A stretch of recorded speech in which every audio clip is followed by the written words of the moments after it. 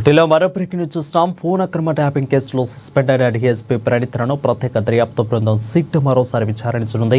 శుక్రవారం విచారణకు రావాలంటూ నోటీసులు జారీ చేసింది.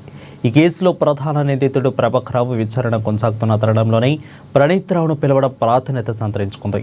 రాజకీయ నేతల ఫోన్లను అక్రమంగా ట్యాప్ చేసేందుకు స్పెషల్ ఇంటెలిజెన్స్ బ్రాంచ్ ఎస్ఐపిలో ఏర్పాటు చేసిన స్పెషల్ ఆపరేషన్ టార్గెట్ ఎస్ఓటి వ్యవహారాలను ప్రణీత్రావు పర్యవేక్షించిన నేపథ్యంలో ఈ అంశంపైనే మరోసారి ఆయన విచారించే అవకాశం ఉన్నట్లు తెలుస్తుంది.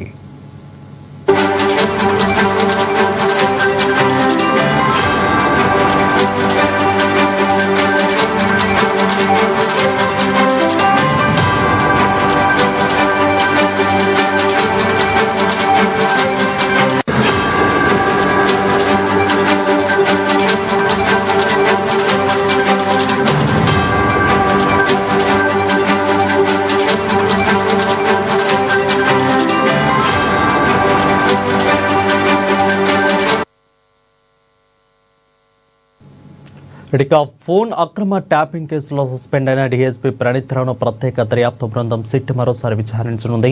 శుక్రవారం విచారణకు రావాలంటూ నోటీసులను జారీ చేసింది. ఈ కేసులో ప్రధాన నిందితుడు ప్రభాకర్రావు విచారణ కొనసాగుతున్న తరుణంలో ప్రణీత్రావును పిలవడం ప్రాధాన్యత సంతరించుకుంది.